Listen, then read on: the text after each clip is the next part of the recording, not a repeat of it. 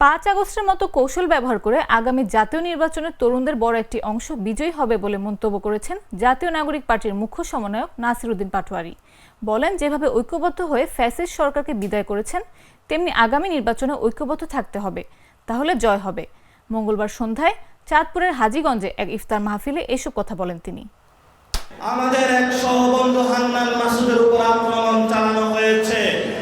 আমরা তীব্রভাবে আমাদের এই গণ অভ্যুত্থানের সহযোদ্ধাদের উপরে যে দল পথভ্রষ্ট হয়ে হামলা চালিয়েছে, অতি দ্রুত আমরা তাদেরকে বিচারের আওতায় আনার দাবি জানাচ্ছি এবং আগামী ইলেকশনে আমরা বলে দিতে চাই, আগামী ইলেকশন কোনো মাসল পাওয়ারের ইলেকশন হবে না।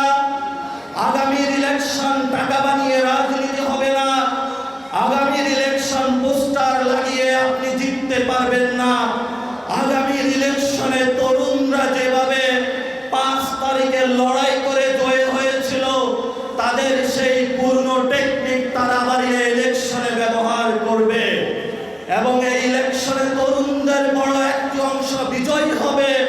কারণ তরুণরা এটা বুঝে গেছে কোন প্রক্রিয়ার মধ্য দিয়ে তাদেরকে আসন্ন যে ব্যালট রেগুলেশন আসবে, সেই ব্যালট রেগুলেশন কিভাবে তারা পার পাবে।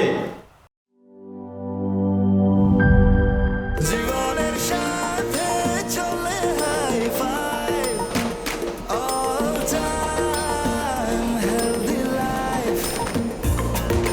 জার্নিতে স্বাস্থ্যকর all time family cake, all time healthy life.